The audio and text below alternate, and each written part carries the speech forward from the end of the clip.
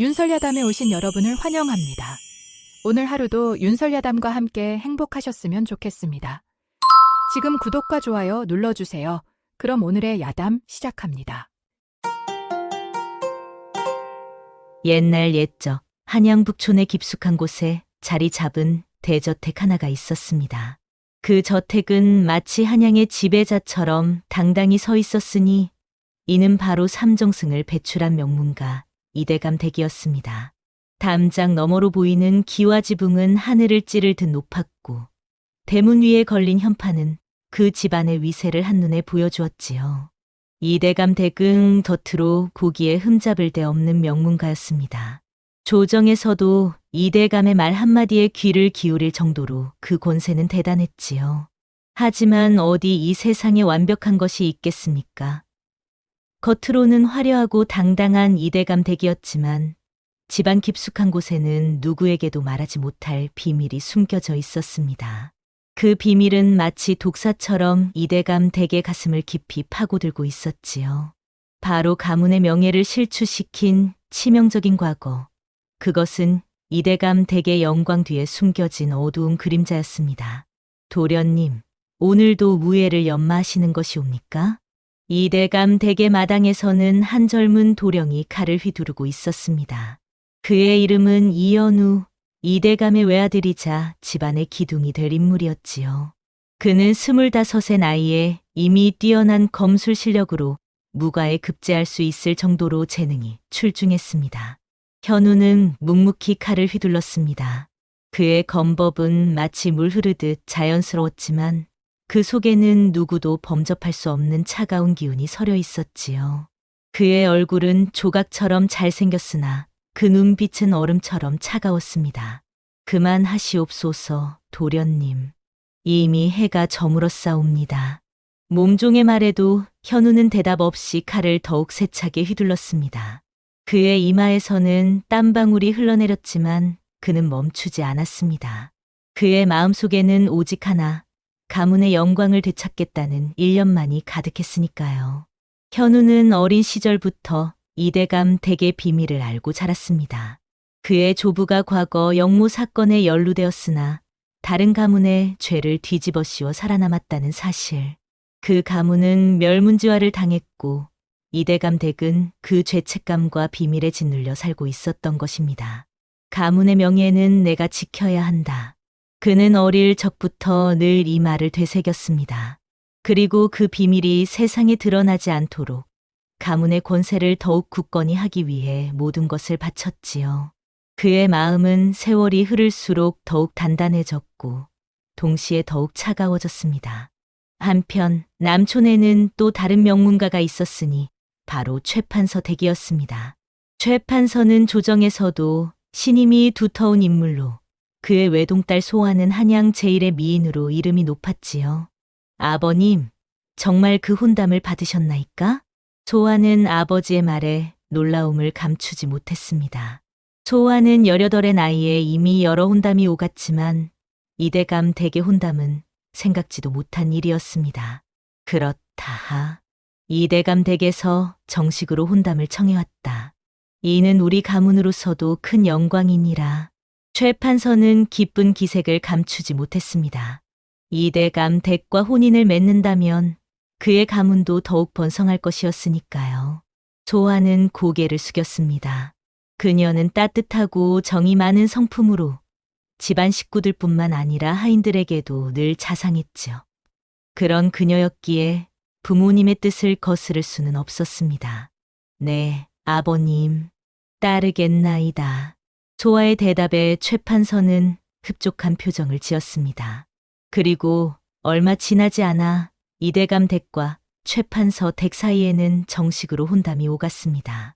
이대감 댁의 마당은 혼례를 앞두고 분주했습니다.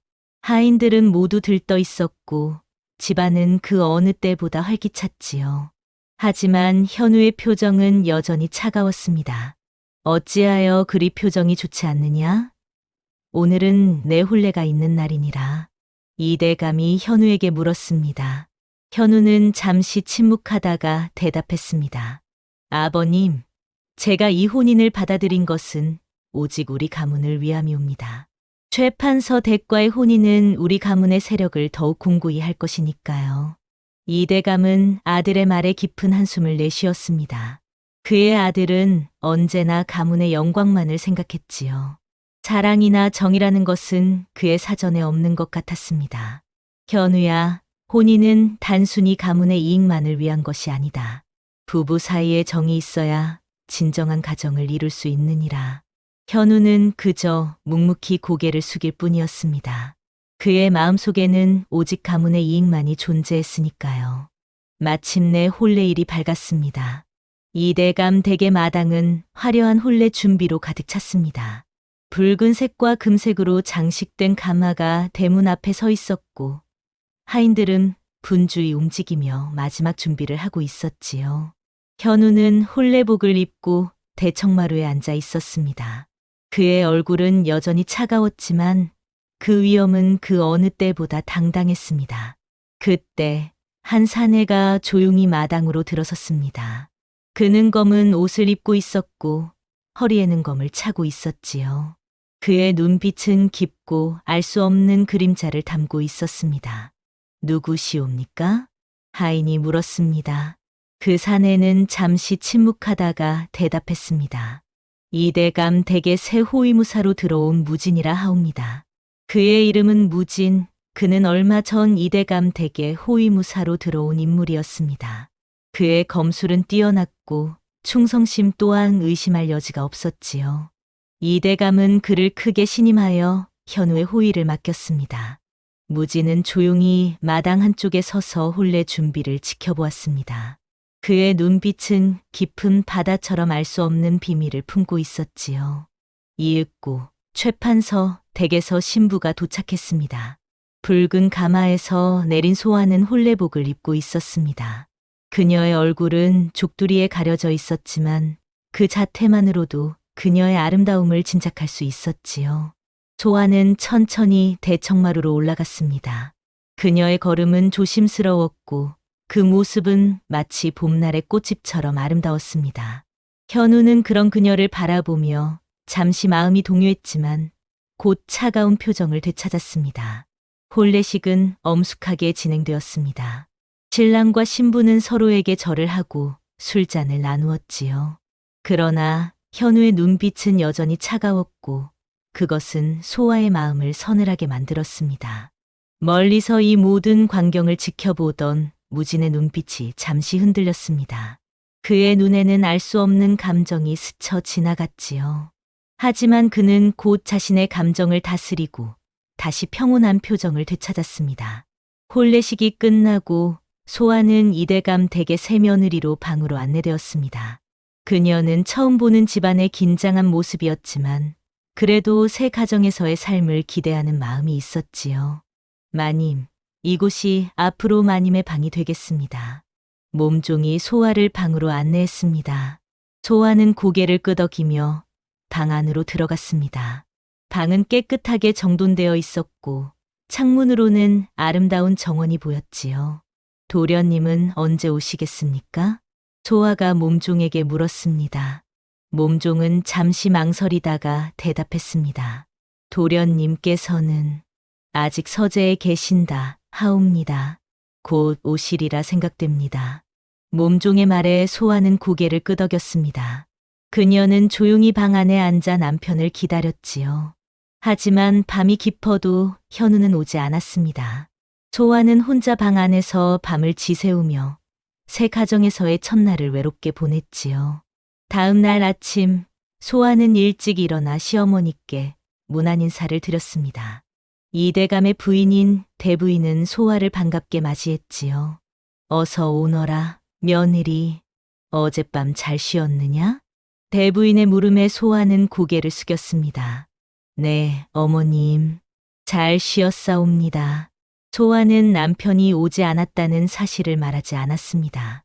그녀는 시어머니께 걱정을 끼치고 싶지 않았고 또한 첫날부터 불평을 하는 것이 예의가 아니라고 생각했지요. 대부인은 소아의 마음을 읽은 듯 그녀의 손을 잡고 위로했습니다. 우리 현우가 어릴 적부터 가문의 일에 너무 열중하여 마음이 조금 차갑다. 하지만 시간이 지나면 너를 아끼게 될 것이니 조금만 기다려 주렴. 소아는 시어머니의 말씀에 위안을 얻고 더욱 열심히 새 가정에 적응하기로 마음먹었습니다. 그러나 현우는 혼례 후에도 소아에게 단 한 번도 따뜻한 눈길을 주지 않았습니다.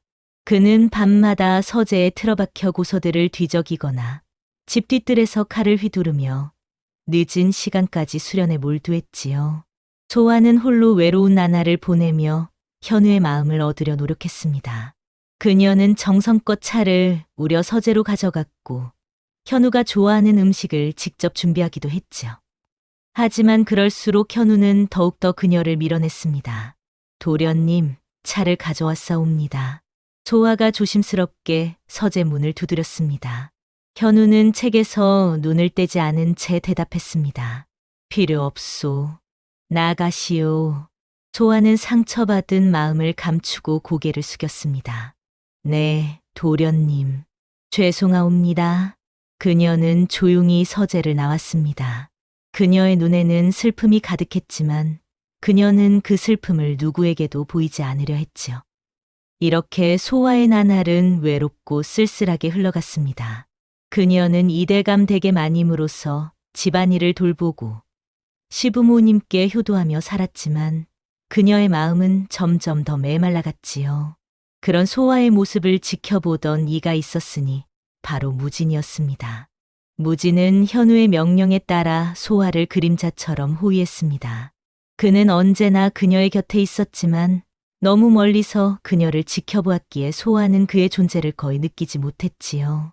무진은 소아가 겪는 외로움과 슬픔을 지켜보며 무언의 연민을 느꼈습니다.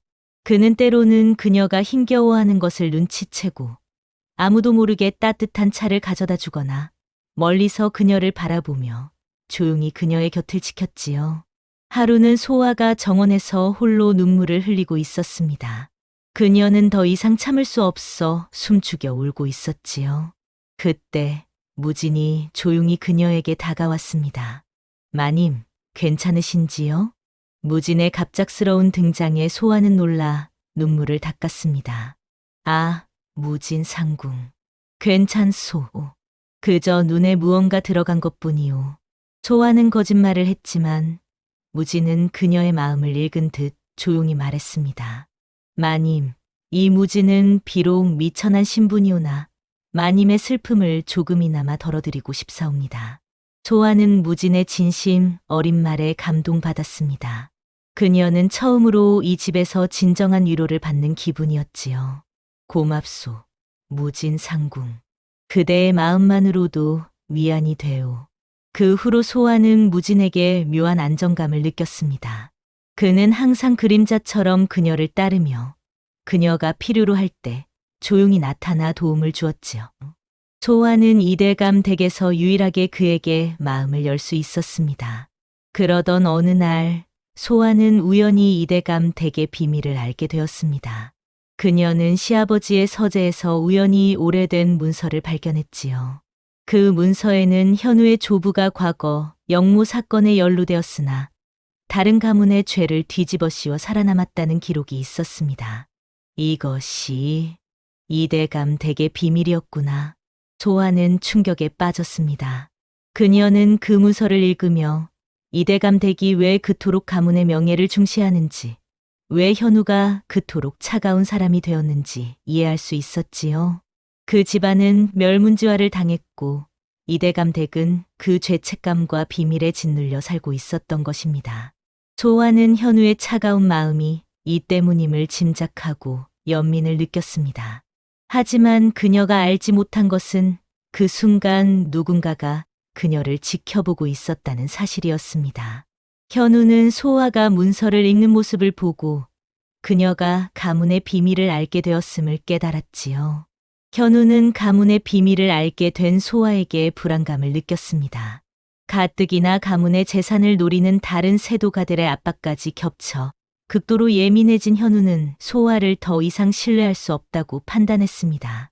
소아, 그대는 이제 이 집에서 나가야 하오. 어느 날 밤, 현우는 소아의 방을 찾아와 냉정하게 말했습니다. 소아는 그의 말에 충격을 받았지요. 도련님, 무슨 말씀이신지. 그대가 우리 가문의 비밀을 알았소. 그대는 더 이상 이 집안에 있어서는 안 돼요. 현우의 말에 소아는 눈물을 흘렸습니다. 도련님, 저는 결코 그 비밀을 누구에게도 말하지 않을 것이옵니다. 제발 저를 내치지 마시옵소서. 하지만 현우의 마음은 이미 굳어져 있었습니다. 내일 아침 그대는 이 집을 떠날 것이요. 소박을 놓겠소. 현우의 선언에 소아는 절망했습니다. 소박을 당한다는 것은 아내로서의 지위를 잃는 것을 의미했고 그녀의 명예도 함께 실추될 것이었지요. 도련님. 소아의 간절한 호소에도 현우는 돌아보지 않고 방을 나갔습니다. 소아는 그 자리에 무너져 내려 밤새 눈물을 흘렸지요. 다음 날 아침 소아는 한 푼의 돈도 몸종 한 명도 없이 이대감 댁에서 쫓겨났습니다. 그녀는 마당에 서서 멍하니 하늘을 바라보았습니다. 그녀의 인생이 이렇게 무너질 줄은 꿈에도 생각하지 못했지요. 이제 어디로 가야 하지? 소아는 절망에 빠져 중얼거렸습니다. 그때 무진이 그녀 앞에 나타났습니다. 마님, 저와 함께 가시옵소서. 무진의 말에 소아는 놀라움을 금치 못했습니다. 무진 상궁, 그대는 이대감 댁의 호위무사이오. 어찌 나와 함께 간다는 말을 하시오? 무진은 단호한 표정으로 대답했습니다. 더 이상 이대감 댁을 섬기지 않겠사옵니다. 마님을 안전하게 모시는 것이 제 의무요입니다. 소아는 무진의 결단에 감동했지만 동시에 걱정도 되었습니다. 하지만 그대가 나를 따라온다면 이대감 댁의 분노를 사게 될 것이요. 그들은 결코 우리를 가만히 두지 않을 것이요. 무진은 소아의 걱정을 듣고도 흔들리지 않았습니다. 마님, 저는 이미 결심하였사옵니다. 어떤 일이 있어도 마님을 지키겠사옵니다. 무진의 단호한 태도에 소아는 더 이상 말을 잇지 못했습니다. 그녀는 무진의 결심을 받아들이고 그와 함께 이대감 댁을 떠나기로 했지요. 그러나 그들이 대문을 나서려는 순간 현우가 나타났습니다. 그는 무진의 배신에 분노했습니다. 무진, 내가 감히 나의 명령을 어기고 소아를 데리고 가려 하느냐? 현우의 목소리는 차가웠습니다. 무진은 담담하게 대답했습니다. 도련님, 이 무진은 더 이상 도련님을 섬기지 않겠사옵니다. 마님을 안전하게 모시는 것이 제 의무요입니다. 현우는 무진의 말에 더욱 분노했습니다. 내 놈이 감히 경비병들, 저 둘을 잡아라. 현우의 명령에 경비병들이 달려들었습니다. 무진은 소아를 보호하기 위해 몸을 날렸고 그의 뛰어난 무술 실력으로 경비병들을 물리쳤지요. 마님, 제 등에 업히십시오. 무진은 소아에게 외쳤습니다. 소아는 잠시 망설였지만 곧 무진의 등에 올라탔습니다. 무진은 소아를 업고 담장을 넘어 이대감 댁을 빠져나갔지요. 저들을 쫓아라. 절대 놓치지 마라.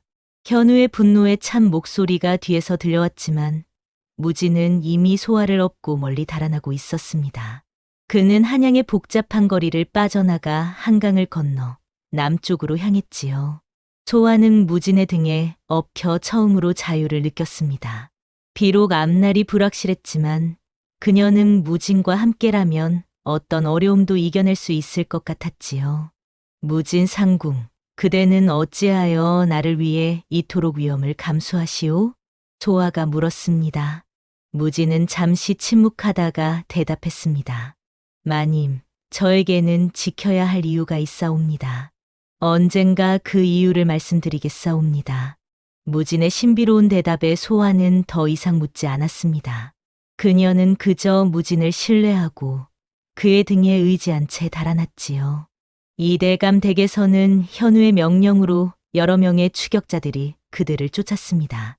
무진은 밤낮 없이 소아를 업고 산길을 달아났습니다. 그는 지친 소아를 다독이고 그녀를 업고 험한 산을 넘으며 그녀를 지켜냈지요. 조금만 더 견디십시오, 마님. 곧 안전한 곳에 도착할 것이옵니다. 무진의 말에 소아는 고개를 끄덕였습니다. 그녀는 무진의 등에 엎여 있는 동안 그의 따뜻한 등과 강인한 의지를 느꼈습니다. 그것은 그녀가 이대감 댁에서는 결코 느끼지 못했던 안정감이었지요. 그들은 며칠 동안 산길을 달려 마침내 한 작은 마을에 도착했습니다. 그곳은 이대감 댁의 세력이 미치지 않는 곳이었고, 무지는 그곳에서 소화를 위해 작은 집을 구했지요. 이곳에서 잠시 쉬었다가 다시 길을 떠나겠사옵니다. 이대감 댁에서는 결코 우리를 포기하지 않을 것이니 계속 움직여야 합니다. 무진의 말에 소화는 고개를 끄덕였습니다. 그녀는 이제 무진을 완전히 신뢰하고 있었으니까요. 그들이 마을에서 쉬고 있던 어느 날 밤, 무진은 소화에게 자신의 정체를 고백했습니다. 마님, 이제 제가 누구인지 말씀드릴 때가 온 것 같사옵니다. 무진의 진지한 표정에 소화는 긴장했습니다. 무진 상궁, 그대는 누구시옵니까? 무진은 깊은 한숨을 내쉬었습니다. 저는 사실 이대감 댁의 조부에게 억울한 누명을 쓰고 멸문지화를 당한 집안의 마지막 후손이옵니다. 소화는 충격에 빠졌습니다. 그녀는 이대감 댁의 비밀 문서에서 본 그 가문의 이야기를 기억했지요. 그렇다면 그대는 복수를 위해 이대감 댁에 들어온 것이요? 소화의 물음에 무지는 고개를 저었습니다. 아니옵니다. 저는 복수를 위해 이대감 댁에 들어온 것이 아니라 자신의 가문이 억울하게 당했다는 증거를 찾기 위해 잠입했던 것이옵니다. 무지는 이어서 말했습니다. 제 가문은 영모의 누명을 쓰고 멸문지화를 당했지만 사실 그것은 이대감 댁과 다른 세도가의 음모였사옵니다. 저는 그 증거를 찾아 진실을 밝히고자 했던 것이옵니다. 소화는 무진의 이야기를 듣고 깊은 연민을 느꼈습니다. 그는 가문의 억울한 누명을 벗기기 위해 목숨을 걸고 이대감 댁에 들어간 것이었습니다. 그래서 그대는 나를 도와준 것이오? 나도 이대감 댁의 희생양이라 생각하여? 소화의 물음에 무지는 진지하게 대답했습니다. 처음에는 그랬사옵니다. 하지만 마님의 선하고 따뜻한 마음을 알게 되면서 제 마음도 변했사옵니다. 이제는 오직 마님을 지키기 위해 마님의 행복을 위해 제 목숨을 바치고자 하옵니다. 무진의 진심 어린 고백에 소화는 깊은 감동을 받았습니다. 그녀는 처음으로 자신을 진정으로 아끼는 사람을 만난 것 같았지요. 무진 상궁, 아니, 무진 도령. 그대의 진심에 감사하오. 나 또한 그대를 믿고 따르겠소. 소화의 말에 무진은 고개를 숙였습니다. 그의 눈에는 감사의 눈물이 맺혔지요. 이후 무진은 소화에게 자신이 찾은 비밀 문서에 대해 이야기했습니다. 마님, 제가 이대감 댁에서 찾은 비밀 문서가 있사옵니다. 그 문서는 제 가문이 억울하게 죄를 뒤집었었다는 증거이옵니다. 무진은 품속에서 문서를 꺼내 소화에게 보여주었습니다. 그 문서에는 이대감 댁의 조부와 다른 세도가가 공모하여 무진의 가문에 영모의 누명을 씌운 내용이 상세히 기록되어 있었지요. 이 문서에 따르면 이대감 댁의 조부는 다른 세도가의 음모에 노란한 것이었사옵니다. 그들은 이대감 댁을 이용하여 제 가문을 무너뜨리고 그 재산을 차지하고자 했던 것이옵니다. 소화는 문서를 읽으며 충격에 빠졌습니다. 그녀는 이대감 댁의 비밀이 생각보다 더 복잡하다는 것을 깨달았지요. 그렇다면 현우 도련님도 이 사실을 모르는 것이오? 소화의 물음에 무지는 고개를 끄덕였습니다. 그렇사옵니다. 도련님은 조상 대대로 이어진 원한 때문에 사실상 그들의 음모에 노란한 것이었사옵니다. 도련님은 가문의 명예를 지키기 위해 필사적이었지만 사실 그 명예는 이미 거짓으로 얼룩져 있었사옵니다. 소화는 모든 진실을 알게 되자 현우에 대한 연민과 함께 자신을 진심으로 위하는 무진에게 깊은 사랑을 느꼈습니다. 그녀는 처음으로 자신의 마음을 솔직하게 표현했지요. 무진 도령, 나는 그대에게 깊은 감사와 함께 사랑을 느끼오. 소화의 고백에 무진은 놀라움을 감추지 못했습니다. 그는 소화의 눈을 바라보며 물었습니다. 마님, 정말 그러하신지요? 저는 미천한 신분이옵니다. 마님과 저는. 소화는 무진의 말을 가로막았습니다. 이제 나는 더 이상 이대감 댁의 며느리가 아니오. 나는 그저 소아일 뿐이오.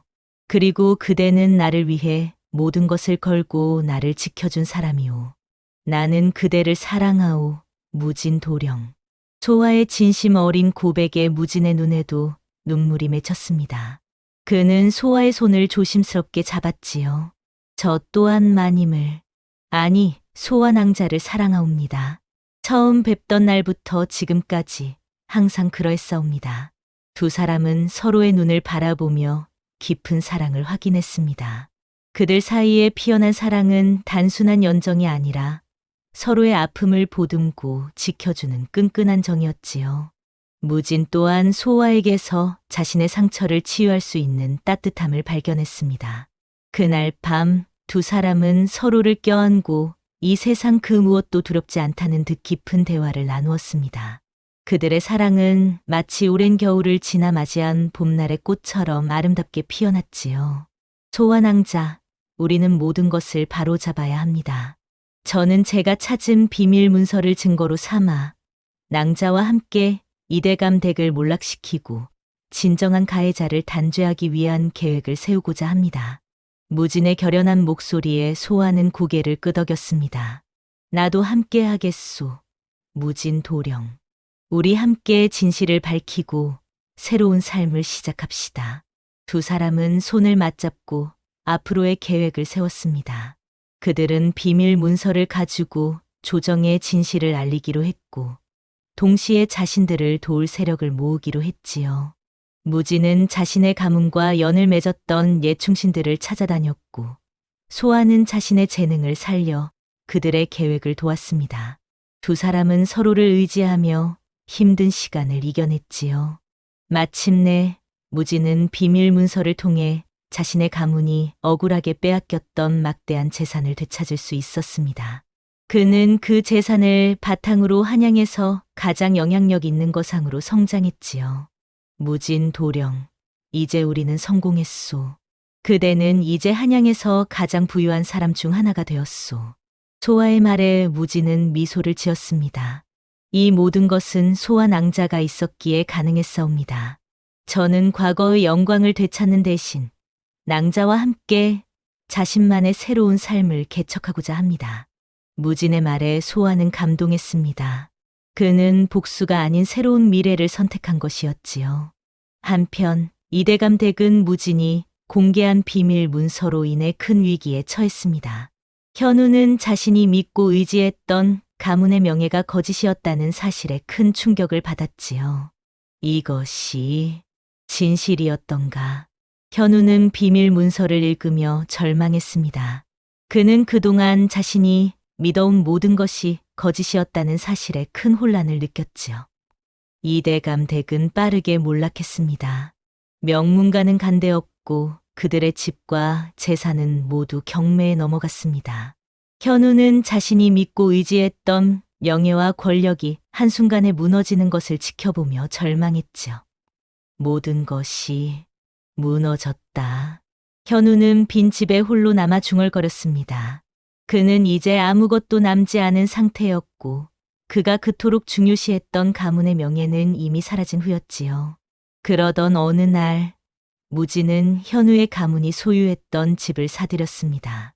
그는 그곳에 들어가 소아와 함께 과거의 아픈 기억을 떨쳐내고 새로운 미래를 설계하고자 했지요.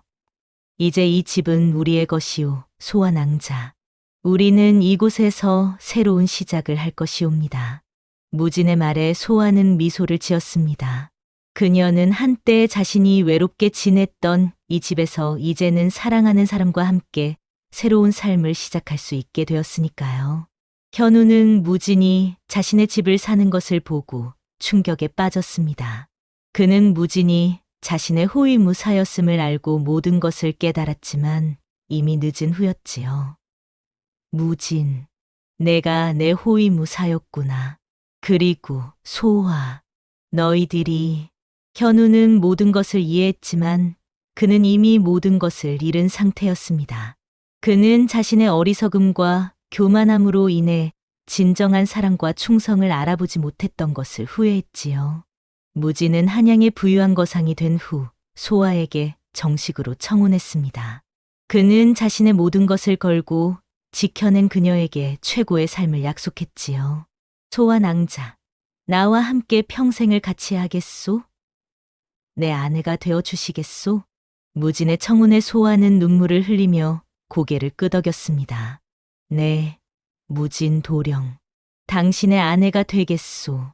평생 당신과 함께 하겠소.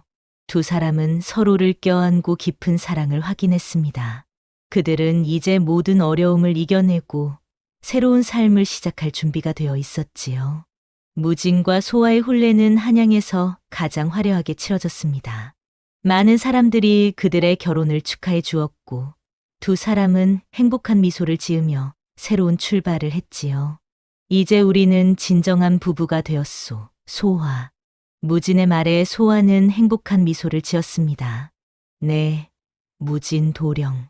우리는 이제 진정한 부부이자 서로의 삶의 동반자요.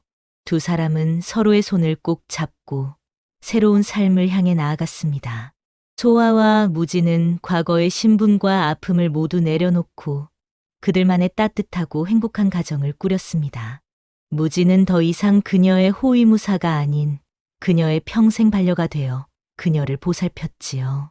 그들은 함께 많은 선행을 베풀었고 특히 어려운 사람들을 돕는 데 큰 힘을 쏟았습니다. 무진은 자신의 재산을 이용해 고아원을 세우고 소아는 그곳에서 아이들을 가르치며 보살폈지요. 무진 도령, 이 아이들이 자라면 우리의 자녀들처럼 되겠지요? 소아의 말에 무진은 미소를 지었습니다. 그렇사옵니다. 소아 낭자. 이 아이들은 우리의 자녀들과 다름없사옵니다. 두 사람은 얼마 후 자신들의 아이도 얻게 되었고 그들의 가정은 더욱 행복해졌습니다. 그들의 아이는 부모의 사랑 속에서 건강하게 자랐고 고아원의 아이들과 함께 어울리며 따뜻한 마음을 가진 사람으로 성장했지요. 한편 현우는 모든 것을 잃고 폐인이 되어 거리를 떠돌게 되었습니다. 그는 자신을 진심으로 사랑했던 소아의 존재를 외면했던 자신의 어리석음을 후회하며 비참한 나날을 보냈지요. 내가 너무 어리석었구나. 현우는 술에 취해 중얼거렸습니다. 그는 이제 과거의 영광은 물론 미래의 희망도 잃은 상태였지요. 그러던 어느 날 현우는 거리에서 우연히 무진과 소아를 마주쳤습니다. 그들은 아이와 함께 행복한 모습으로 걸어가고 있었지요. 현우는 그들의 모습을 보며 깊은 후회와 동시에 이상한 평온함을 느꼈습니다. 적어도 그들은 행복한 것 같구나. 현우는 그들을 바라보며 중얼거렸습니다. 그는 이제 자신의 잘못을 인정하고 그들의 행복을 진심으로 축복해주고 싶었지요. 무진과 소아는 현우를 발견하고 잠시 멈춰섰습니다. 그들은 현우의 비참한 모습에 연민을 느꼈지요. 현우 도련님, 소아가 조용히 불렀습니다. 현우는 고개를 들어 그들을 바라보았지요. 소아, 무진, 너희들은 행복해 보이는구나. 현우의 말에 무진과 소아는 고개를 끄덕였습니다. 도련님, 저희와 함께 가시겠습니까? 저희가 도와드리겠사옵니다. 무진의 제안에 현우는 놀라움을 감추지 못했습니다. 그는 그들에게 그토록 큰 상처를 주었는데 그들은 여전히 그를 돕고자 했지요. 아니, 나는 이미 너무 많은 것을 잃었다. 너희의 행복을 방해하고 싶지 않구나. 현우는 고개를 저으며 말했습니다. 그는 이제 자신의 업보를 받아들이고 홀로 남은 인생을 살아가기로 결심했지요. 도련님, 소아가 안타까운 표정으로 불렀지만 현우는 이미 몸을 돌려 걸어가고 있었습니다. 그는 더 이상 그들의 삶에 개입하지 않기로 한 것이었지요. 현우는 그 후로도 거리를 떠돌며 살았지만 그의 마음은 이상하게도 평온해졌습니다. 그는 자신의 과거를 반성하고 남은 인생을 조금이나마 의미 있게 살고자 했지요. 그러던 어느 날 현우는 길가에서 한 아이를 발견했습니다. 그 아이는 배가 고파 울고 있었지요. 현우는 자신이 가진 얼마 안 되는 음식을 그 아이에게 나누어 주었습니다. 고맙습니다, 아저씨. 아이의 감사 인사에 현우는 오랜만에 미소를 지었습니다. 그는 처음으로 누군가에게 도움을 주는 기쁨을 느꼈지요. 그 후로 현우는 자신처럼 거리를 떠도는 사람들을 돕기 시작했습니다. 그는 비록 가진 것은 없었지만 자신의 지식과 경험을 나누며 조금씩 변화해 갔지요.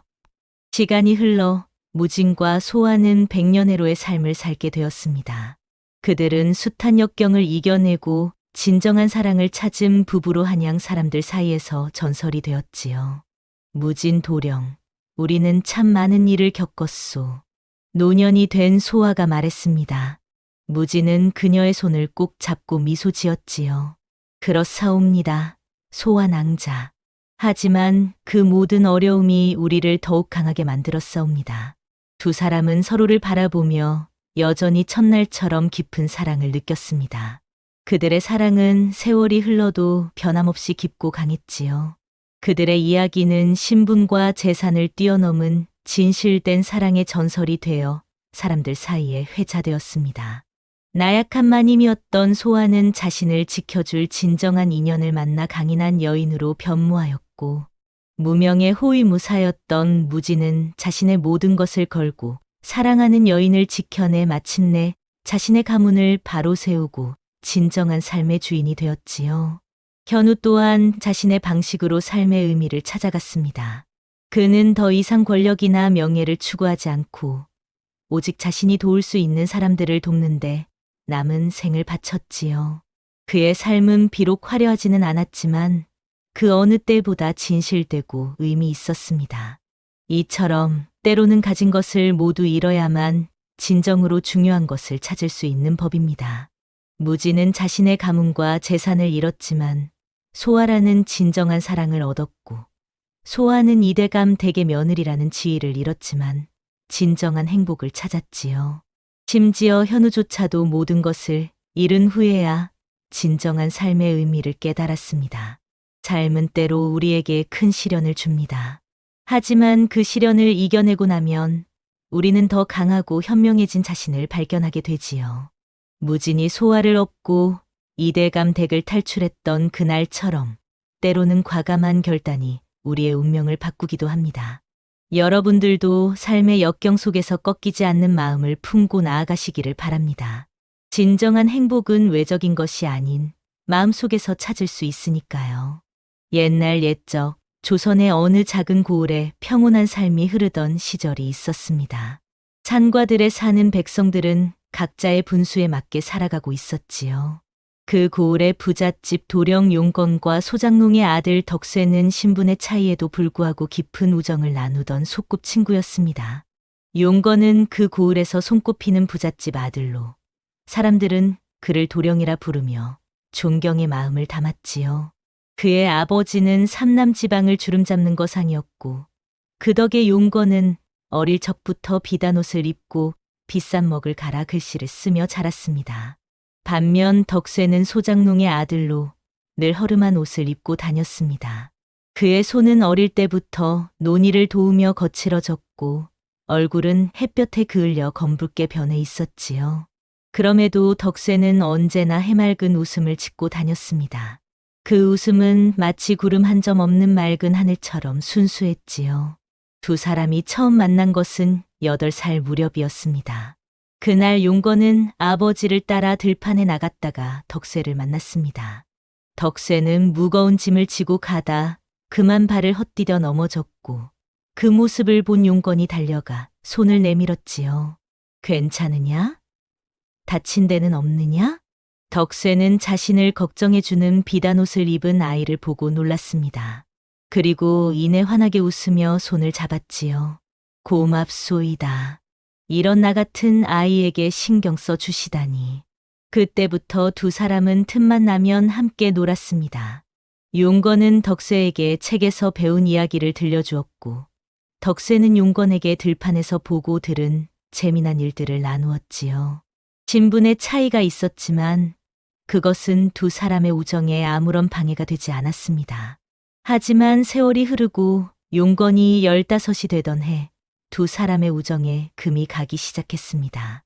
용건의 아버지는 아들이 소장농의 자식과 어울리는 것을 못마땅하게 여겼고 용건에게 덕세와 어울리지 말라고 단단히 일렀지요.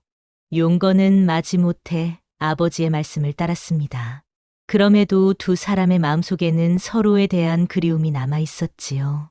시간은 더 흘러 용건이 20이 되던 해 한양의 제일 가는 거상의 외동딸 설아와의 혼인이 결정되었습니다. 이는 두 집안 사이의 정략 결혼이었지요. 설아는 얼굴이 아름답고 행실이 바른 처자로 많은 이들이 그녀를 탐냈습니다. 하지만 설아의 아버지는 딸을 가장 부유한 집안과 혼인시키고자 용건의 집안을 택했지요. 혼례식 날 설아는 화려한 화롯을 입고 가마를 타고 용건의 집으로 향했습니다. 그녀의 얼굴은 연지곤지로 단장되어 있었고 긴 속눈썹은 수줍게 내려뜨려져 있었습니다. 설아가 가마에서 내릴 때 그녀의 시선이 우연히 마당에 서 있는 한 머슴과 마주쳤습니다. 그 머슴은 다름 아닌 덕세였지요. 설아는 덕세를 보고 문득 낯이 익다는 생각이 들었습니다. 하지만 이내 그 생각은 긴장된 마음과 함께 사라져버렸지요. 덕세는 설아의 모습을 보며 가슴 한편이 아려왔습니다. 그는 용건과의 우정 때문에 이 집에 머슴으로 들어왔지만 이제 용건은 아름다운 여인과 혼인하게 되었고 자신은 그저 그들을 바라볼 수밖에 없는 머슴일 뿐이었으니까요. 혼례식이 끝나고 용건과 설아는 신방에 들었습니다. 설아는 수줍은 마음으로 용건을 바라보았지만 용건의 눈빛은 차갑기만 했습니다. 용건은 설아에게 가까이 다가가지도 않았고 그저 멀찌감치 앉아 바깥만 바라보았지요. 도련님께서는 무슨 생각을 하고 계신지요? 설아가 조심스레 물었습니다. 용건은 대답 없이 한숨만 내쉬었습니다. 그리고는 이내 방을 나가버렸지요. 설아는 홀로 남겨진 신방에서 눈물을 흘렸습니다. 그녀는 이 혼인이 정략 결혼임을 알고 있었지만 그래도 남편이 될 사람이 자신을 이렇게 차갑게 대할 줄은 몰랐던 것이지요. 그날 밤 덕세는 마당에서 혼자 달을 바라보고 있었습니다. 그때 신방에서 흘러나오는 흐느낌 소리가 들렸습니다. 덕세는 그 소리가 세아 씨의 것임을 직감적으로 알았습니다. 그의 마음은 안타까움으로 가득 찼지만 그저 달만 바라볼 뿐이었습니다. 다음 날부터 설아는 시댁에서의 생활을 시작했습니다. 그녀는 아침 일찍 일어나 시부모님께 문안 인사를 드리고 집안일을 돕고 밥을 짓고 빨래를 하며 며느리의 역할을 충실히 해냈습니다. 하지만 용건은 그런 설아에게 한마디 말도 건네지 않았습니다. 그는 매일 아침 일찍 집을 나가 밤늦게 돌아왔고 돌아와서도 설아가 있는 방에는 들어가지 않았지요. 그런 날들이 계속되던 어느 날 설아는 우물가에서 빨래를 하다가 우연히 덕세와 마주쳤습니다. 덕세는 설아를 보고 급히 고개를 숙였습니다. 세아 씨, 물동이가 무거우시지요? 제가 들어다 드리겠습니다. 덕세의 목소리는 따뜻했습니다. 설아는 그의 진심 어린 마음에 감사함을 느꼈습니다. 고맙습니다. 하지만 괜찮아요. 제가 할 수 있어요. 설아의 대답에도 덕세는 물동이를 들고 앞장섰습니다. 그는 설아의 방 앞까지 물동이를 날라다 주었고 그때 우연히 설아의 방 안을 보게 되었습니다. 방 안에는 빗질한 흔적도 없는 이부자리가 가지런히 정돈되어 있었습니다. 덕세는 용건이 설아의 방에 들지 않는다는 것을 직감적으로 알았습니다. 그날부터 덕세는 설아를 더 자주 살폈습니다. 그는 설아가 힘든 일을 할 때면 몰래 도와주었고 그녀가 슬퍼할 때면 멀리서 그 모습을 지켜보았습니다. 덕세의 마음속에는 설아에 대한 안타까움과 함께 자신도 모르는 감정이 피어나기 시작했지요. 한편 용건은 설아와의 혼인 후에도 자신이 오래전부터 연모하던 기생 채용을 잊지 못했습니다. 채용은 그 고을 제일의 기생으로 아름다운 용모와 뛰어난 재주로 많은 남자들의 마음을 사로잡았습니다. 용건은 어릴 적부터 채용을 동경해왔고 그녀와 혼인하고 싶었지만 집안의 반대로 뜻을 이루지 못했지요. 용건은 설아와 혼인한 후에도 몰래 채용을 만나러 다녔습니다. 그는 설아에게는 차갑게 대하면서도 채용에게는 온갖 귀한 선물을 안겨주었습니다. 비단, 화장품, 장신구 등 값비싼 물건들을 채용의 방에 쌓아두었지요. 용건의 마음은 온통 채용에게만 가 있었던 것입니다. 어느 날 용건이 집에 돌아오지 않은 지 사흘째 되던 날이었습니다. 설아는 남편이 걱정되어 밤새 뜬 눈으로 지새웠습니다. 그때 마당에서 발소리가 들렸고 설아는 급히 문을 열었습니다. 하지만 그곳에는 용건이 아닌 덕쇠가 서 있었지요. 재아 씨, 도련님께서 기생 채용의 집에 계신다는 소식을 전해드리러 왔습니다. 도련님께서 며칠간 그곳에 머무르실 것 같습니다. 덕쇠의 목소리에는 미안함이 가득했습니다. 설아는 그 말을 듣고 가슴이 찢어지는 듯한 아픔을 느꼈습니다. 그녀의 눈에서는 뜨거운 눈물이 흘러내렸지요. 고맙습니다. 알려주셔서. 설아는 더 이상 말을 잇지 못했습니다. 그녀는 방문을 닫고 쓰러지듯 방바닥에 주저앉았습니다. 덕쇠는 그런 설아의 모습을 보며 가슴이 아팠습니다. 그는 문 밖에서 한참을 서성이다가 떠났지요. 이튿날 덕쇠는 아침 일찍 일어나 설아의 방 앞에 따뜻한 죽 한 그릇을 놓았습니다. 그는 설아가 어제부터 아무것도 먹지 않았다는 것을 알고 있었기 때문이지요. 설아는 문을 열고 그 죽을 발견했습니다. 그녀는 자신을 위해 죽을 가져다 준 사람이 누구인지 알지 못했지만 그 따뜻한 마음씨의 위로를 받았습니다. 그날 오후, 용건은 화려하게 차려입은 여인을 데리고 집에 돌아왔습니다. 그 여인은 바로 기생 채용이었습니다. 채용은 화려한 비단 치마 저고리를 입고 머리에는 값비싼 비녀를 꽂고 있었습니다. 그녀의 얼굴은 분을 두껍게 바른 채 교만한 미소를 띠고 있었지요. 이곳이 도련님의 집이구려. 참으로 크고 화려하군요. 채용의 목소리는 달콤했지만 그 속에는 교활함이 숨어 있었습니다. 용건은 채용의 손을 잡고 마당을 가로질러 갔습니다. 그때 마침 설아가 빨래를 들고 마당으로 나왔고 세 사람은 마주치게 되었지요. 설아는 용건과 채용을 보고 당황했지만 예의 바르게 인사를 올렸습니다. 도련님, 돌아오셨군요. 손님을 모시고 오셨나 봅니다. 용건은 설아를 쳐다보지도 않고 채용의 손만 꼭 잡은 채 대답했습니다. 이쪽은 내 마음의 절친인 채용이다. 앞으로 이 집에서 자주 보게 될 것이니 그녀에게 예의를 갖추도록 해라. 설아는 남편의 차가운 말에 가슴이 아팠지만 표정을 감추고 채용에게 인사했습니다. 만나 뵙게 되어 반갑습니다. 저는 용건 도련님의 아내 설아라고 합니다. 채용은 코웃음을 치며 설아를 위아래로 훑어보았습니다. 아, 당신이 그 정략 결혼으로 들어온 새색시로군요.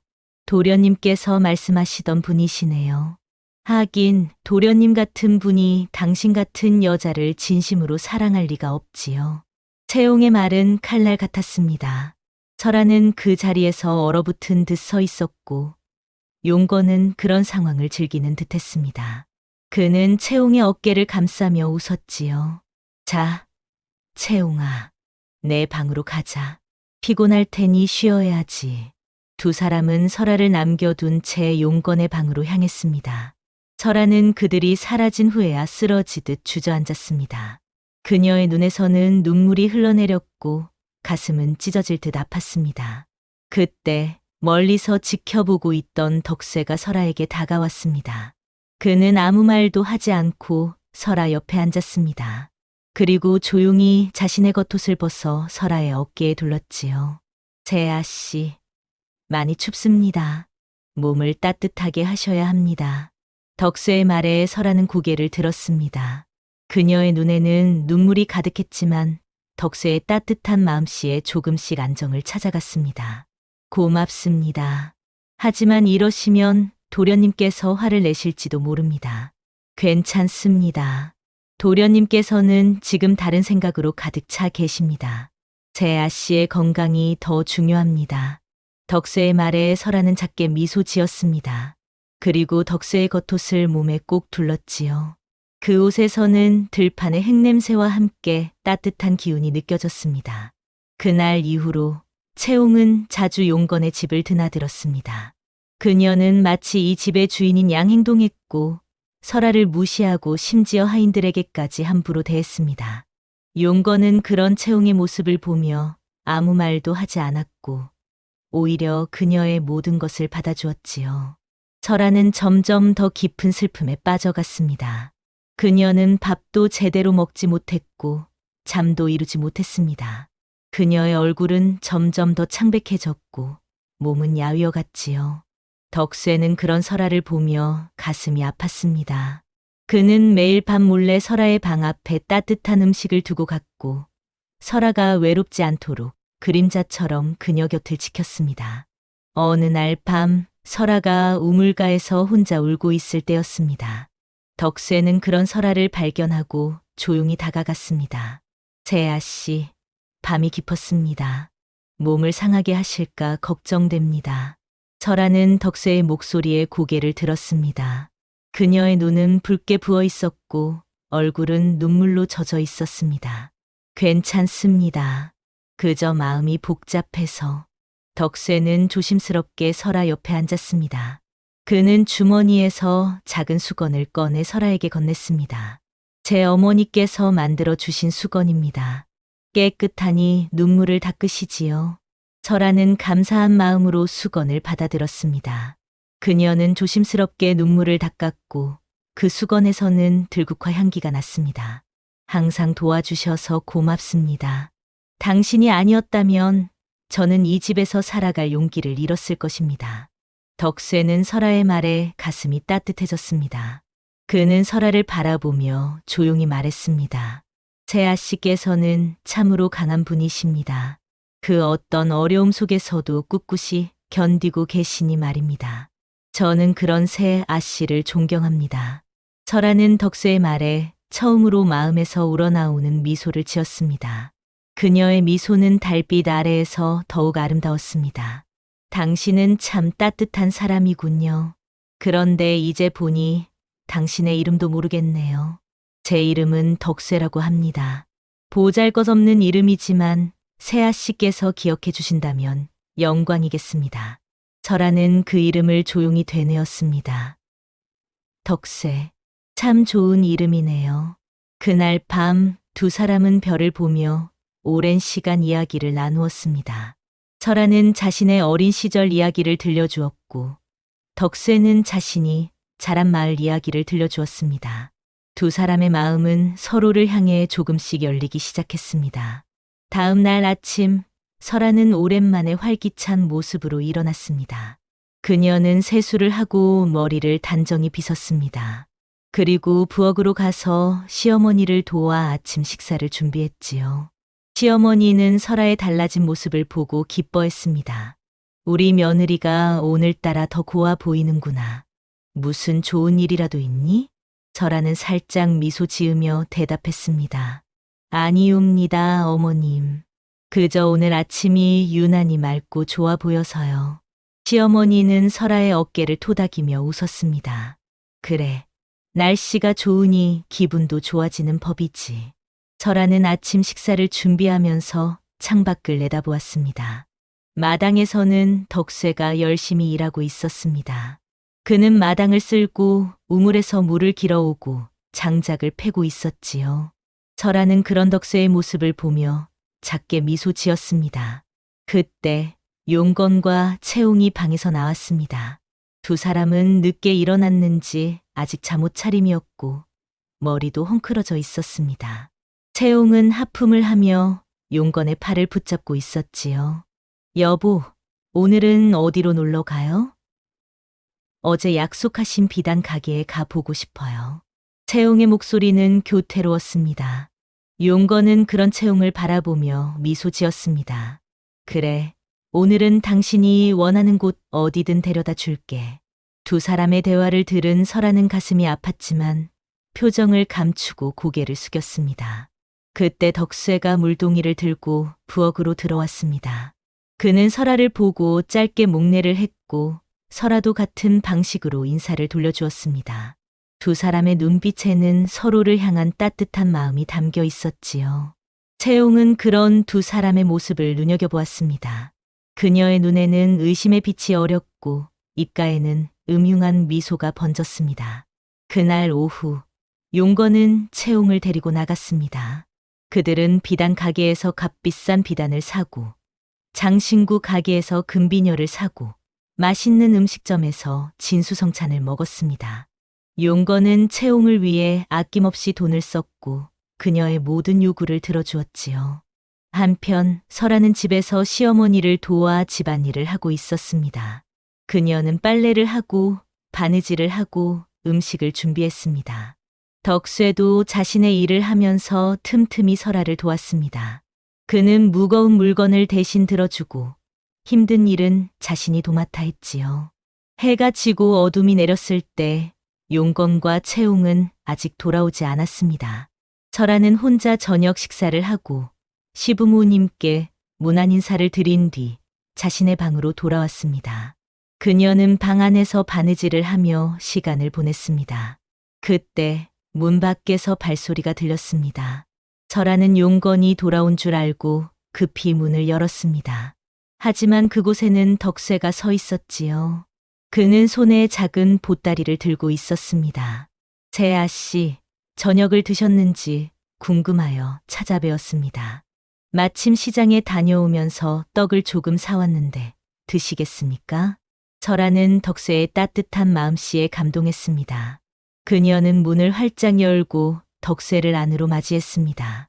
들어오세요. 함께 떡을 나눠 먹어요. 덕쇠는 처음에는 망설였지만 설아의 따뜻한 미소에 마음이 녹아 방 안으로 들어갔습니다.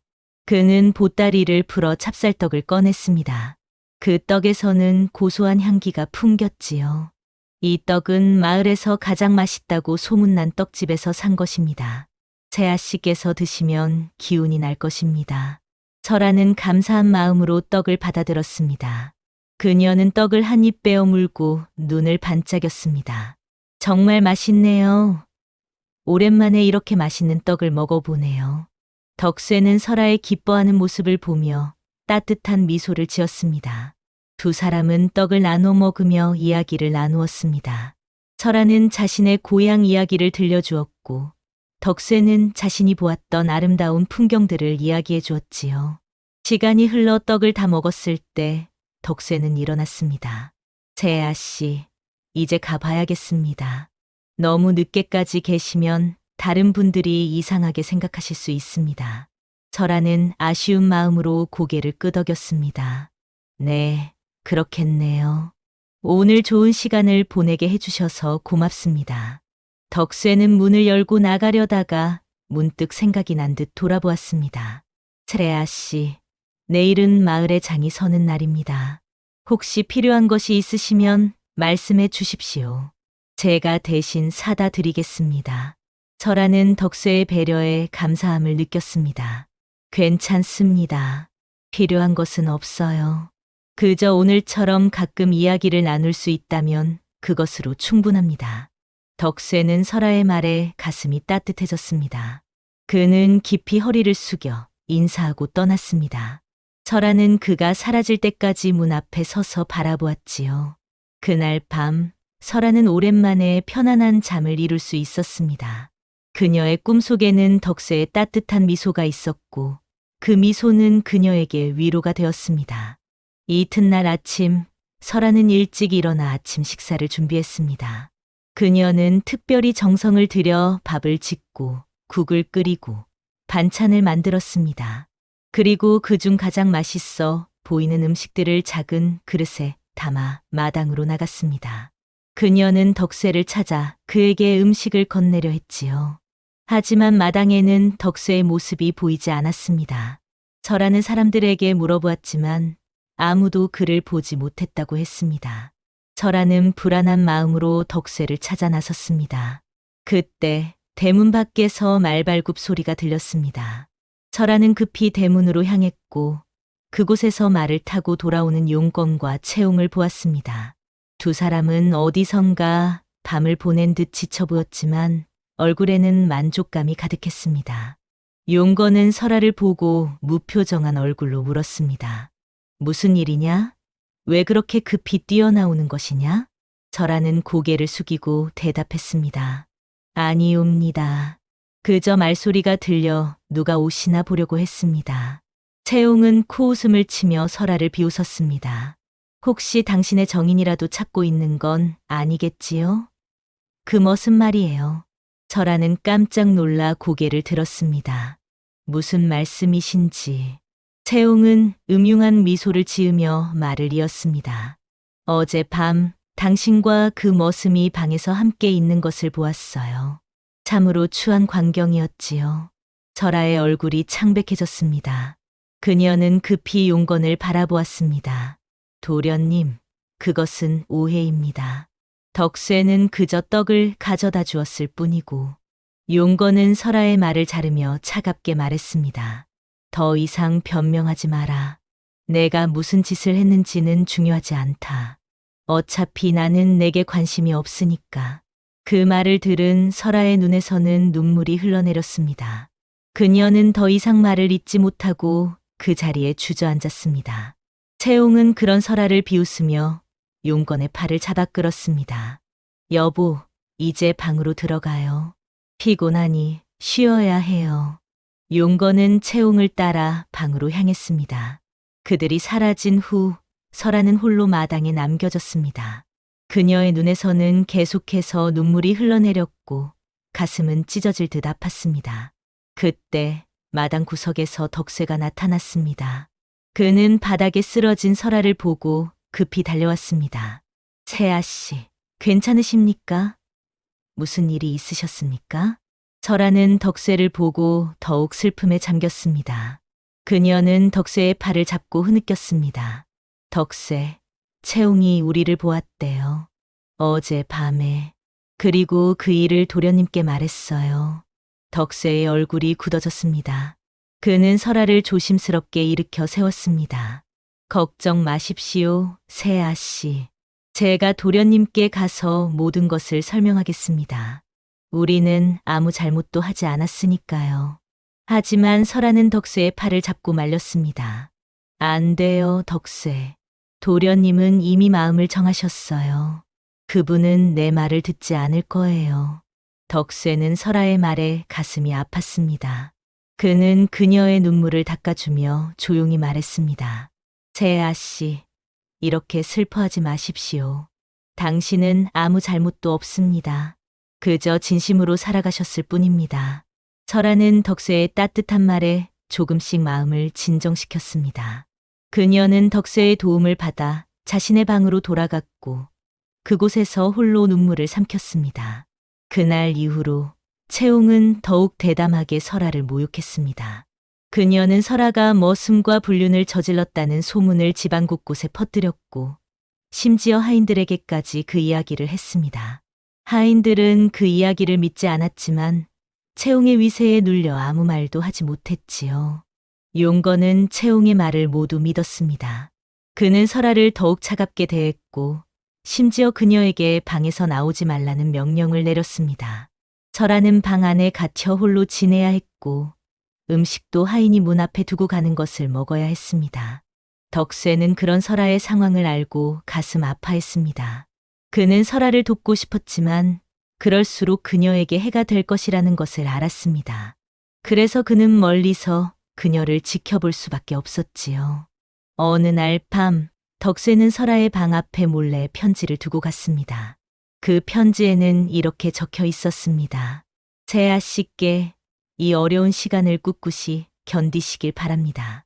세상에는 아직 따뜻한 마음을 가진 사람들이 있고 그들은 세아 씨의 진심을 알고 있습니다. 부디 건강을 잃지 마시고 희망을 잃지 마십시오. 언젠가는 모든 것이 좋아질 것입니다. 덕쇠 올림. 설아는 그 편지를 받고 오랜만에 미소를 지었습니다. 그녀는 편지를 가슴에 품고 잠이 들었고 그날 밤 처음으로 편안한 잠을 이룰 수 있었습니다. 다음 날 아침 용건은 덕쇠를 불러 자신의 방으로 오라고 했습니다. 덕쇠는 불안한 마음으로 용건의 방을 찾았습니다. 그곳에는 용건과 채용이 함께 앉아 있었지요. 내가 덕쇠냐? 용건이 차갑게 물었습니다. 예, 도련님. 제가 덕쇠입니다. 덕쇠는 고개를 숙이고 대답했습니다. 용건은 덕쇠를 위아래로 훑어보며 말했습니다. 내가 내 아내와 불륜을 저질렀다는 소문이 있다. 이것이 사실이냐? 덕쇠는 단호하게 고개를 저었습니다. 아니옵니다, 도련님. 그것은 결코 사실이 아닙니다. 저는 그저 세아씨께 떡을 가져다 드렸을 뿐입니다. 채용이 코웃음을 치며 끼어들었습니다. 떡이라. 참으로 기가 막힌 변명이군요. 당신들이 방 안에서 무슨 짓을 했는지 모두가 알고 있어요. 덕쇠는 채용을 바라보았습니다. 그의 눈에는 분노가 어렸지만 그는 감정을 억누르고 차분하게 말했습니다. 모든 것은 오해입니다. 저는 단지 세아 씨께서 슬퍼하시는 모습을 보고 위로해드리고자 했을 뿐입니다. 용건은 덕쇠의 말을 들은 채 만체하고 차갑게 명령했습니다. 내일부터 너는 먼 고을로 가서 일을 하게 될 것이다. 그곳에서 다시는 이 집에 돌아오지 말도록 해라. 덕쇠는 그 말을 듣고 가슴이 찢어지는 듯했습니다.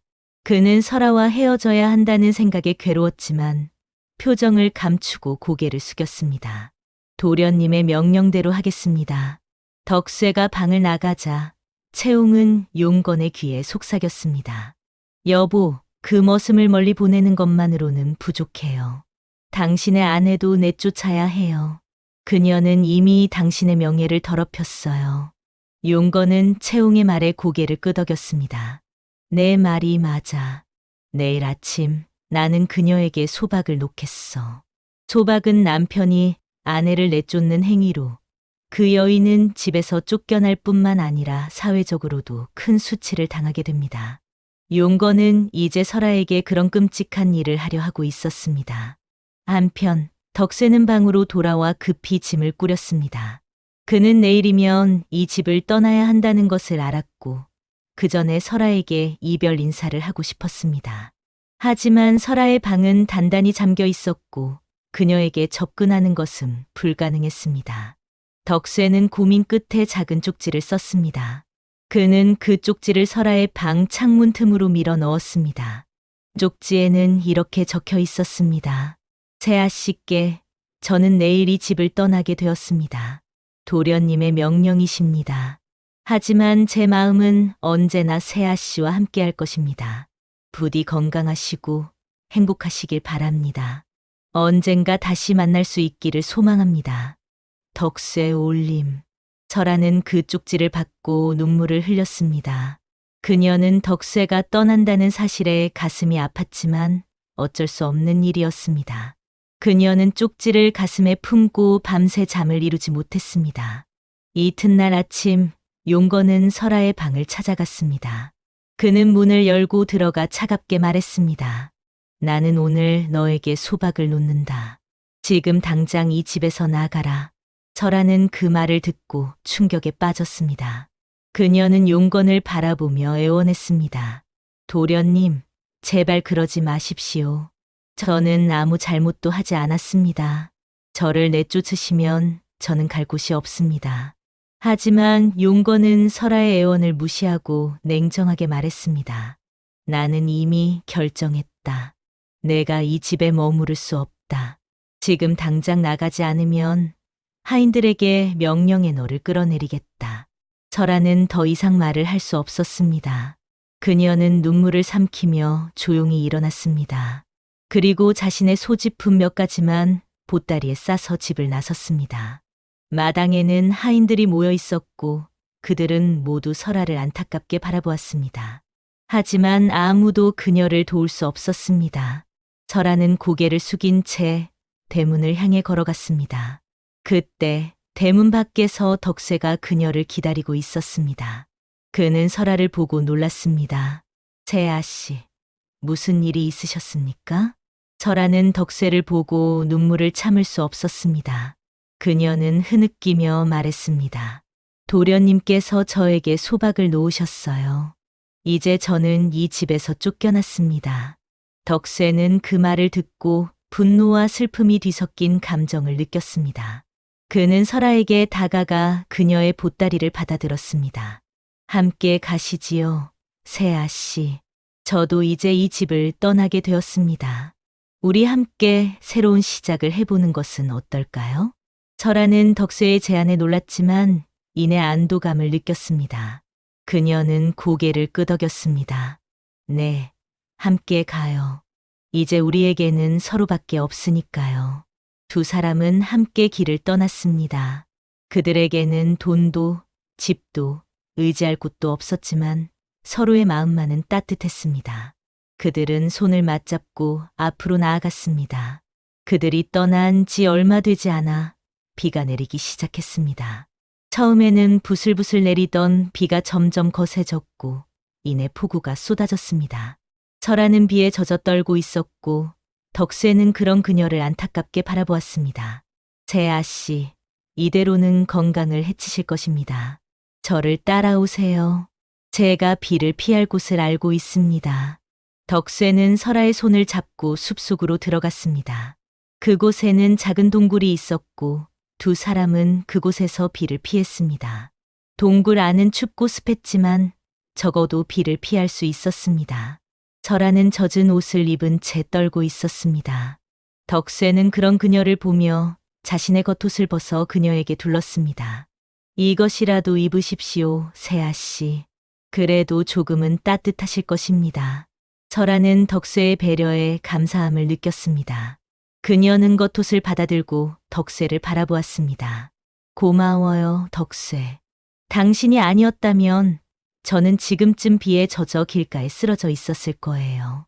덕수는 미소 지으며 고개를 저었습니다. 그런 말씀 마십시오. 제가 해드린 것은 아무것도 없습니다. 그저 세아 씨를 위해 작은 일을 했을 뿐입니다. 설아는 덕수의 겸손한 모습에 마음이 따뜻해졌습니다. 그녀는 덕수에게 다가가 그의 손을 잡았습니다. 덕수, 이제 당신을 그렇게 부르지 않겠어요. 이제 우리는 신분의 차이도 없고 주인과 머슴의 관계도 아니에요. 그저 서로를 의지하는 두 사람일 뿐이에요. 덕수는 설아의 말에 놀랐지만 이내 기쁨을 감출 수 없었습니다. 그는 설아의 손을 꼭 잡았습니다.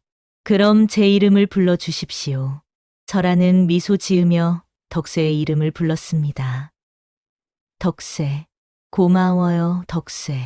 그 순간 두 사람의 마음은 더욱 가까워졌습니다. 그들은 서로를 바라보며 미소 지었고 그 미소 속에는 서로에 대한 깊은 애정이 담겨 있었습니다. 비가 그치고 해가 뜨자 두 사람은 다시 길을 떠났습니다. 그들은 가진 것이 없었기에 걸어서 여행했고 때로는 친절한 사람들의 도움을 받기도 했습니다. 그들은 서로를 의지하며 어려움을 헤쳐나갔습니다. 어느 날 저녁 두 사람은 한 마을에 도착했습니다. 그들은 배가 고팠지만 먹을 것을 살 돈이 없었습니다. 덕수는 마을 사람들에게 이를 도와주는 대가로 음식을 얻을 수 있는지 물었지만 아무도 그들을 도와주지 않았습니다. 지쳐 쓰러질 것 같던 그때 한 노인이 그들에게 다가왔습니다. 노인은 흰 수염을 기른 온화한 얼굴의 사내였습니다. 젊은이들, 왜 이렇게 지쳐 보이느냐? 무슨 일이 있었느냐? 덕수는 노인에게 자신들의 상황을 간략히 설명했습니다. 그는 자신과 설아가 집에서 쫓겨나 길을 떠돌고 있다고 말했지요. 노인은 그들의 이야기를 듣고 안타까워했습니다. 참으로 가슴 아픈 이야기구나. 내 집으로 오너라. 오늘 밤은 내 집에서 쉬어가도록 하자. 두 사람은 노인의 제안에 감사함을 느끼며 그를 따라갔습니다. 노인의 집은 마을에서 조금 떨어진 곳에 있었고 생각보다 크고 아름다웠습니다. 집 안에는 비단 가구와 귀한 그림들이 걸려 있었지요. 노인은 두 사람에게 따뜻한 음식을 대접했고 깨끗한 방을 내주었습니다. 설아와 덕수는 오랜만에 편안한 잠자리에서 쉴 수 있었습니다. 다음 날 아침 노인은 두 사람을 불러 말했습니다. 젊은이들, 나는 너희의 이야기를 들으며 많은 생각을 했다. 너희가 겪은 부당함의 분노를 느꼈고 그런 어려움 속에서도 서로를 의지하는 모습에 감동을 받았다. 노인은 잠시 말을 멈추고 덕수를 바라보았습니다. 젊은이, 내 얼굴이 참으로 낯이 익구나. 혹시 내가 어릴 적에 한 노인에게 도움을 받은 적이 있느냐? 덕세는 그 말에 놀라 노인의 얼굴을 자세히 살폈습니다. 그리고 문득 기억이 떠올랐습니다. 혹시 10년 전 한양에서 길을 잃은 저를 도와주신 그 어른이신가요? 노인은 미소 지으며 고개를 끄덕였습니다. 그렇다. 내가 바로 그 사람이다. 내가 그때 어린 소년이었는데 이제는 이렇게 훌쩍 자라 있구나. 덕세는 놀라움과 기쁨의 눈물을 흘렸습니다. 그는 노인 앞에 무릎을 꿇고 절을 올렸습니다. 은인을 다시 뵙게 되어 너무나 기쁩니다. 그때 어른께서 베풀어 주신 은혜를 잊지 않고 있었습니다. 노인은 덕세를 일으켜 세우며 말했습니다. 일어나거라. 나는 그저 어려움에 처한 아이를 도왔을 뿐이다. 그런데 이제 너는 더 큰 어려움에 처해 있구나. 노인은 잠시 생각에 잠기더니 결심한 듯 말했습니다. 나는 너희를 돕고 싶다. 내게는 자식이 없고 이제 나이가 들어 혼자 살기 외롭구나. 너희가 나와 함께 살면서 나를 도와주지 않겠느냐? 설아와 덕세는 그 제안에 놀랐지만 기쁨을 감출 수 없었습니다. 그들은 노인의 제안을 감사히 받아들였고 그날부터 노인의 집에서 함께 살게 되었습니다. 노인은 사실 큰 부자였습니다. 그는 한양에서 거상으로 활동하다가 은퇴하여 이 조용한 마을에서 살고 있었던 것이지요. 노인은 덕세에게 장사의 방법과 돈을 모으는 법을 가르쳤고 설아에게는 글과 예절을 가르쳤습니다. 세월이 흘러 1년이 지났을 때 노인은 덕세에게 말했습니다. 덕세야, 이제 너는 많은 것을 배웠다. 나는 내가 한양으로 가서 장사를 시작했으면 한다. 내가 미천을 마련해 주마. 덕세는 노인의 제안에 감사했지만 걱정되는 점이 있었습니다. 어른, 감사합니다. 하지만 제가 한양에 가면 설아는 어떻게 해야 할까요? 그녀를 혼자 두고 가기가 걱정됩니다. 노인은 미소 지으며 말했습니다. 걱정 마라. 설아는 나와 함께 있을 것이다. 그리고 내가 한양에서 자리를 잡으면 그때 그녀를 데려가면 된다. 덕세는 고민 끝에 노인의 제안을 받아들였습니다. 그는 설아에게 잠시 떨어져 있게 될 것을 설명했고 설아는 이해하며 덕세의 결정을 지지했습니다. 덕세, 걱정 마세요. 저는 여기서 노인님과 함께 잘 지내고 있을게요. 당신이 한양에서 성공하면 우리는 다시 만나게 될 거예요. 덕세는 설아의 손을 꼭 잡고 약속했습니다. 꼭 성공해서 돌아올게요. 그때는 당신에게 더 이상 고생시키지 않을 거예요. 그렇게 덕세는 노인이 마련해준 미천을 가지고 한양으로 떠났습니다. 그는 한양에서 장사를 시작했고 노인에게 배운 지혜와 자신의 부지런함으로 점점 성공을 거두기 시작했습니다. 한편 설아는 노인과 함께 지내며 많은 것을 배웠습니다. 그녀는 글을 읽고 쓰는 법을 배웠고 바느질과 요리 솜씨도 더욱 발전시켰습니다. 그녀는 노인을 자신의 할아버지처럼 생각하며 정성껏 모셨고 노인도 그녀를 친손녀처럼 아꼈습니다. 세월이 흘러 3년이 지났을 때 덕세는 한양에서 큰 성공을 거두었습니다. 그는 이제 한양의 거상 중 한 명으로 꼽힐 만큼 부자가 되었고 많은 사람들이 그를 존경했습니다. 하지만 그의 마음속에는 언제나 설아가 있었고 그녀와 함께 할 날만을 기다리고 있었습니다. 그러던 어느 날 덕세는 한 소식을 듣게 되었습니다. 용건의 집안이 몰락했다는 소식이었습니다. 용건의 아버지가 무리한 투자로 큰 손해를 보았고 채웅은 그 소식을 듣자마자 용건을 떠났다고 했습니다. 용건은 모든 것을 잃고 술에 의지하며 살고 있다고 했지요. 덕세는 그 소식을 듣고 복잡한 감정을 느꼈습니다. 한편으로는 용건에게 복수한 것 같아 통쾌했지만 다른 한편으로는 오랜 친구였던 그를 위해 안타까움도 느꼈습니다. 덕세는 생각 끝에 한 가지 결심을 했습니다. 그는 용건의 집을 사들이기로 한 것입니다. 그 집은 이제 경매에 나온 상태였고 덕세는 충분한 돈을 가지고 있었습니다. 덕세는 노인에게 편지를 보내 자신의 계획을 설명했고 노인은 그의 결정을 지지했습니다. 그리고 설아에게도 곧 만나게 될 것이라는 소식을 전했지요. 설아는 덕세의 편지를 받고 기뻐했습니다. 그녀는 3년 동안 매일 덕세를 그리워했고 이제 곧 그를 만날 수 있다는 생각에 가슴이 설렜습니다. 노인은 설아의 기쁜 모습을 보며 미소 지었습니다. 설아야, 이제 너는 덕세와 함께 새로운 삶을 시작하게 될 것이다.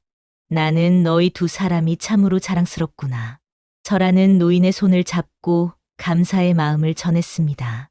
노인장님, 저희에게 베풀어 주신 은혜를 어찌 다 갚을 수 있을까요? 노인장님이 아니셨다면 우리는 지금쯤 길에서 죽었을지도 모릅니다. 노인은 고개를 저으며 말했습니다. 은혜라니 그런 말은 하지 마라. 나는 그저 옳은 일을 했을 뿐이다. 너희가 행복하게 사는 모습을 보는 것이 내게는 가장 큰 기쁨이란다. 그렇게 설하는 노인과 작별 인사를 나누고 덕세가 보낸 가마를 타고 한양으로 향했습니다. 그녀의 마음은 설렘과 긴장으로 가득 찼습니다. 한양에 도착한 설하는 덕세가 보낸 하인들의 안내를 받아 큰 저택으로 향했습니다. 그 저택은 바로 덕세가 사들인 용건의 옛집이었습니다. 설하는 그 집을 보고 놀랐습니다. 3년 전 자신이 쫓겨났던 그 집으로 다시 돌아온 것이었으니까요. 저택의 대문이 열리고 덕세가 화려한 비단옷을 입고 그녀를 맞이했습니다. 그는 3년 전보다 더 듬직하고 당당해 보였습니다. 설하는 가마에서 내려 덕세에게 다가갔습니다. 덕세, 당신이 정말 보고 싶었어요. 덕세는 설하의 손을 잡고 미소 지었습니다. 저도 당신이 매일 그리웠습니다. 이제 우리는 다시는 헤어지지 않을 것입니다. 두 사람은 손을 맞잡고 저택 안으로 들어갔습니다. 저택 안은 화려하게 꾸며져 있었고 많은 하인들이 그들을 반겼습니다. 덕세는 설하를 데리고 저택을 구경시켜 주었습니다. 그리고 마지막으로 한 방으로 그녀를 안내했습니다. 그 방은 예전에 용건이 쓰던 방이었습니다. 이 방에 들어가 보세요. 설하는 조심스럽게 방문을 열었습니다. 그리고 그곳에서 한 사내를 발견했습니다. 그 사내는 다름 아닌 용건이었습니다. 그는 누추한 옷을 입고 구석에 쪼그려 앉아 있었습니다. 설하는 놀라서 덕세를 바라보았습니다. 이게 무슨 일이죠? 덕세는 차분하게 설명했습니다. 용건은 모든 것을 잃고 거리에서 살고 있었습니다. 저는 그를 이곳으로 데려왔습니다. 그가 당신에게 했던 일에 대한 복수를 하고 싶었지만 그것은 옳지 않다고 생각했습니다. 대신 그에게 우리의 하인으로 살 기회를 주었습니다. 용건은 그제야 고개를 들어 설하와 덕세를 바라보았습니다. 그의 눈에는 부끄러움과 후회가 가득했습니다. 설하, 덕세, 미안하다. 내가 너희에게 한 일은 용서받을 수 없는 일이다. 하지만 그래도 나를 받아준 덕세에게 감사하다. 이제 나는 너희의 하인으로 살며 내 죄를 갚겠다. 설하는 용건의 모습을 보고 가슴이 아팠습니다. 그녀는 덕세를 바라보며 말했습니다. 덕세, 그를 하인으로 두는 것은 옳지 않아요. 그도 우리처럼 힘든 시간을 겪었을 거예요. 우리가 그를 도와주는 것이 좋겠어요. 덕세는 설하의 따뜻한 마음에 감동했습니다. 그는 고개를 끄덕이고 용건에게 말했습니다. 용건 들었지? 설하가 너를 용서했다. 나도 마찬가지다. 너는 이제 우리의 하인이 아니라 우리의 손님으로 이 집에 머물러라. 그리고 내가 다시 일어설 수 있도록 도와주마. 용건은 그 말을 듣고 눈물을 흘렸습니다. 그는 덕세와 설하 앞에 무릎을 꿇고 깊이 절을 올렸습니다. 고맙다. 정말 고맙다. 내가 이런 용서를 받을 자격이 있는지 모르겠다. 하지만 나는 이 은혜를 잊지 않고 너희에게 진심으로 보답하겠다. 그날 이후 세 사람은 함께 지내게 되었습니다. 용건은 자신의 잘못을 깨닫고 진심으로 반성했으며 덕세는 그를 도와 다시 일어설 수 있도록 지원했습니다. 한편 채용은 용건을 떠난 후 다른 부자를 찾아갔지만 그곳에서도 오래 머물지 못했습니다. 그녀는 점점 더 어려운 처지에 놓이게 되었고 결국 비천한 신분으로 전락했습니다. 어느 날 채웅은 우연히 덕세의 저택 앞을 지나가게 되었습니다. 그녀는 그 화려한 저택을 보고 놀랐고 더욱 놀라운 것은 그곳에서 나오는 설아와 덕세를 보았다는 것입니다. 그들은 행복한 모습으로 손을 잡고 있었고 그 뒤로는 용건이 공손하게 따르고 있었습니다. 채용은 그 모습을 보고 자신의 행동을 후회했습니다. 그녀는 결국 자신의 교만과 욕심 때문에 모든 것을 잃고 말았던 것입니다. 그녀는 그날 밤 홀로 눈물을 흘리며 자신의 삶을 돌아보았습니다. 시간이 더 흘러 덕세와 설아는 정식으로 혼인을 올렸습니다. 그들의 혼례식에는 노인도 참석했고 용건도 그들을 축하해 주었습니다. 노인은 그들에게 큰 선물을 주었는데 그것은 바로 자신의 모든 재산을 덕세와 설아에게 물려준다는 문서였습니다. 너희는 이제 내 자식이나 다름없다. 내가 가진 모든 것을 너희에게 주겠다. 다만 한 가지 부탁이 있다. 그것은 바로 너희가 항상 서로를 사랑하고 어려운 이들을 도우며 살아가라는 것이다. 덕세와 설아는 노인의 말에 감사함을 느끼며 고개를 숙였습니다. 그들은 노인의 부탁대로 서로를 사랑하며 어려운 이들을 돕는 삶을 살기로 약속했습니다.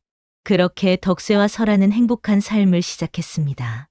그들은 많은 자선 활동을 했고 특히 소박맞은 여인들을 돕는 일에 많은 노력을 기울였습니다.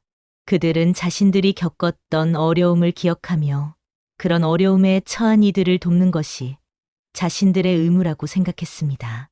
용건은 덕세의 도움으로 다시 일어섰고 그는 이제 덕세의 사업을 돕는 중요한 일꾼이 되었습니다. 그는 자신의 과거 잘못을 늘 기억하며 더 나은 사람이 되기 위해 노력했습니다. 채용은 결국 덕세의 저택을 찾아와 용서를 구했습니다. 설아는 그녀를 용서했고 덕세도 그녀에게 새로운 시작을 할 기회를 주었습니다. 채용은 그들의 용서에 감사함을 느끼며 자신의 삶을 바꾸기 위해 노력했습니다. 세월이 흘러 덕세와 설아는 아름다운 딸을 낳았습니다. 그들은 딸에게 새로움이라는 이름을 지어주었는데 그 이름에는 새로운 시작이라는 의미가 담겨 있었습니다. 새로움은 부모의 사랑을 듬뿍 받으며 건강하게 자랐고 그녀 또한 따뜻한 마음을 가진 아이로 성장했습니다. 덕세와 설아는 자신들의 이야기를 딸에게 들려주었습니다. 그들은 자신들이 어떤 어려움을 겪었고 어떻게 그것을 극복했는지 그리고 그 과정에서 얼마나 많은 사람들의 도움을 받았는지를 이야기해 주었습니다. 세롬아, 우리가 이렇게 행복하게 살 수 있는 것은 모두 서로를 사랑하고 어려움 속에서도 희망을 잃지 않았기 때문이란다. 그리고 우리를 도와준 많은 사람들 덕분이지. 너도 커서 다른 이들을 도울 수 있는 사람이 되길 바란다. 세롬은 부모의 이야기를 들으며 깊은 감동을 받았습니다. 그녀는 부모처럼 따뜻한 마음을 가진 사람이 되기로 다짐했지요. 덕세와 설아는 서로를 더욱 깊이 사랑하며 오랫동안 행복하게 살았습니다. 그들의 사랑은 어떤 어려움 속에서도 변함이 없었고 그 사랑은 주변의 많은 이들에게 희망과 용기를 주었습니다. 이것이 바로 소박맞고 쫓겨난 마님과 머슴의 사랑 이야기입니다. 그들은 신분의 차이와 세상의 편견을 넘어 진정한 사랑을 찾았고 그 사랑으로 모든 어려움을 이겨냈습니다. 그리고 그들의 이야기는 오랫동안 사람들에게 전해져 내려왔지요. 여러분도 이 이야기를 통해 진정한 사랑의 가치와 어려움 속에서도 희망을 잃지 않는 용기를 배워가시길 바랍니다. 그리고 우리 주변의 어려운 이들에게 따뜻한 손길을 내밀 수 있는 마음을 가지시길 바랍니다. 오늘의 야담은 여기서 마치겠습니다. 다음에는 더 재미있고 감동적인 이야기로 찾아뵙겠습니다. 모두 행복한 하루 되시길 바랍니다. 그리고 좋아요와 구독 부탁드립니다. 감사합니다.